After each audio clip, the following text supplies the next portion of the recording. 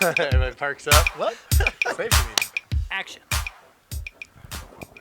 Hey, what's happening, y'all? Welcome to the fourth edition of At FloatLife Fest, our podcast describing all things happening Onewheel and FloatLife Fest at Camp Grier this year for FloatLife Fest 6. I'm sitting here with Mike Blumenfeld from G5 Trail Collective and Camp Grier as well. Mike's been here on the scene for 3 years at Camp Grier. He's done a whole lot here, and he's been a huge help for us for the festival. Mike, why don't you tell us about your role here at Camp Grier and G5 Trail Collective? Thanks, Justyn. I've been with Camp Grier for the last 3 years. I started as a mountain bike instructor, and I moved into the mountain bike director position. I build the trails, I build the park, I take care of the trails, I take care of the park, I coach the kids, and I get everybody stoked here. You are keeping the stoke high all the time, and we love that about you. You've been essential as far as us being here, and with the trails we're building right now, I know one of my favorite parts is Narnia. I love that's like your little baby project out there, the pump track, which is going to be such a fun feature for us at the camp. You've been working on that forever. I know it was here before you even got here, but you've been making it really fun. It's called Narnia, G-N-A-R-N-I-A. Narnia, his creation. We want to talk a little bit about some of the creations here, and then what to do while you're here at Camp Grier. We're building the not the pump track, but our race course here, and we're calling that Rainbow Python, potentially Rainbow Python Twisty Fang. But right now, we're Rainbow Python is what we're going to call it. Mike, we just told him this name, so he's still giggling a little bit about this name. John Grace's children came up with the name Rainbow Python, so we're kind of going with that. We kind of love it. With the course, what kind of stuff are we doing right now? Well, I mean, we're out here, working with you to create something really special for the one-wheel world, but tell us about the trails here. Tell us what differentiates these trails from other places we may have seen in the country. What's special about North Carolina Old Fort trails here? What's really cool and special about Old Fort and North Carolina trails are our amazing dirt. We've got some of the nicest dirt in the country here. Our trails dry out really quickly. They're pretty well hardened, so if we have any weather events, they heal up pretty quickly. Also, our trails here, specifically in Camp Grier, we have the only jump trails in Old Fort, North Carolina. So we have a blue trail and we have a green jump trail as well as a blue jump trail, and they are both going to be open for FloatLife Fest. Oh, nice. Oh, cool. We're going to get through jump trails. All right, some added bonus. We did not know this. This was not secured, but now you heard it from the source. So we're just gonna let little things out here and there, but nice. Our jump trails are really unique, and in general, our trails here in Old Fort, we have the Roston Trail, which stretches 3 miles through Camp Grier, and all kinds of different trail on that, from flat, mellow, single track to straight down the hill to more enduro style stuff. And that actually connects to another trail called Copper Ridge Trail, which is another 3-mile trail that allows you to ride straight out of camp on your one wheel, ride all of Copper Ridge, and then drop straight back into camp property, all on your one wheel. And on the one wheels, there's gonna be some steep spots on Copper Ridge. You know, there may be some getting off the board a little bit, but we did get that secured recently. That's run by Foothills Conservancy here, and Foothills Conservancy in North Carolina has graciously given us access and permitted us to ride Copper Ridge as well. So we got Rainbow Python, Copper Ridge, Rostan, the pump track, plus loads and loads of gravel roads here. Narnia, that's the pump track. That's the pump track. We said that. But so we got loads and loads of stuff for people to ride here. We also, you see, we're sitting here on the lake. We're gonna have stand-up paddle boards out here. All kinds of good fun activities. Literally, the finish line for the Rainbow Python is viewable from this dock where we're sitting. Let's tell our viewers where they can't ride. Yeah, so Mike, being very familiar with this, we do have some places here at camp we're not allowed to ride, not necessarily on campus, but just off campus.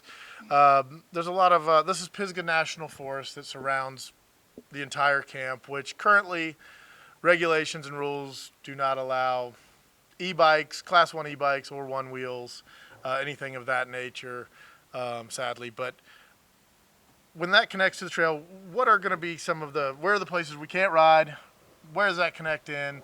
And, what are some of the I hate to even say it, but what are some of the consequences if you do end up going into these places? What's going to happen? That's a great question that I hate to have to answer. I know, it's a tough one. It's a tough one. You guys are welcome on any trail in Camp Grier property, and you're welcome on the Copper Ridge Trail. One of our trails, Salt Gap Trail, takes you out to the National Forest, and we'll have a chain up so you know exactly where the line will be, but you're not able to ride one wheels in the National Forest. Unfortunately, as of now, Class 1 electric one wheels are not allowed into Pisgah National Forest. So you guys really don't want to ride in there. As far as consequences, I don't want to say anything specific, No, I know. but there will be rangers at the edge of the property. And again, those rangers aren't coming into the property. They're not here for us at Camp Grier or anything like that. They're just making sure that nobody rides out onto their trails this year. Yeah, cool. We want to make that really clear to everybody, and we will have signage at these trails to make sure. If you go out there, you're going there at your own risk, and please don't say that you're with FloatLife Fest. What about if you cross some bikers here on campus? Tell us about some trail etiquette. Yeah, trail etiquette with bikers. I know you guys practice a lot of things, and I know I've been exposed to a lot of mountain bikers. What are the standards for trail etiquette, and especially with us? Where would you see us falling into that? That's a great question.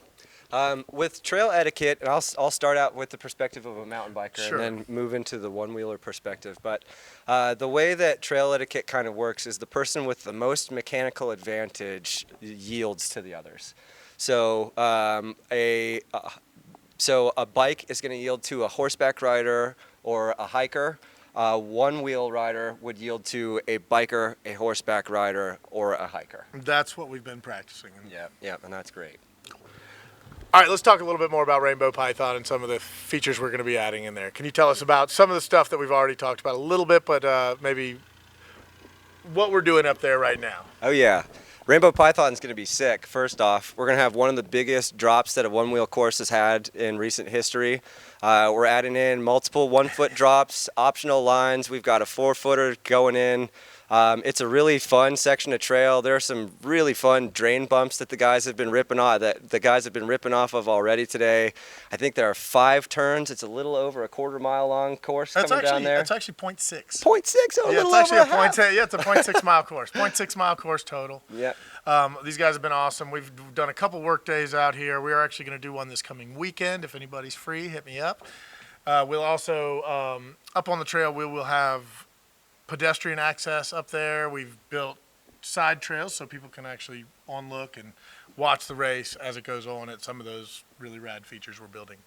The return trail is there. Yeah, so lots of great things happening out here at Camp Grier for FloatLife Fest 6. We actually got to get some pro riders out here today, and get Mike exposed to some of that, which is great. It's been great seeing all of us ride, but I'm not sending it huge like some of you younger guys. So really good to get Mike and the camp exposed to that, and we're getting really excited. Mike, we really appreciate everything you guys have done. Thank you so much for being on the show. Is there anything else you'd like to add about Camp Grier? Yeah, and first, thank you. It's been a pleasure to have you guys, and we're looking forward to working with y'all. Camp Grier is a 600-acre accessible summer camp here in the foothills of the Blue Ridge Mountains. We're located in Old Fort, North Carolina, and we're in the heart of Pisgah National Forest. We have National Forest surrounding us on 3 sides. We have 3 miles of trail right in camp and over 20 just outside of camp. So do you think that, I know you guys are a huge mountain bike camp, do you see Onewheels becoming part of the curriculum anytime soon? I might. That's what we want. We've actually seeded a couple of Onewheels out here at the camp. There are a couple of Onewheels out here, so we're trying to get these guys turned on to it and figuring it out even more. On the topic of a one-wheel summer camp, I think if the interest is there, we'll run it. All right, all you guys with kids, let's see it. Lil Jeff, You heard it. Zoe, I want to see all you guys at One-Wheel Summer Camp at Camp Grier. Yeah, come rip our trails. We'll help you get some really good counselors. Cool. Some good staff. We'll get you some rippers for staff. Yeah, sounds good. Heck Awesome, yeah. man. Well, hey, thanks, Mike. Thank Appreciate you, Justyn. bro. Yeah, thank you guys. Thank you all. We'll see you next week. Yeah, see you soon.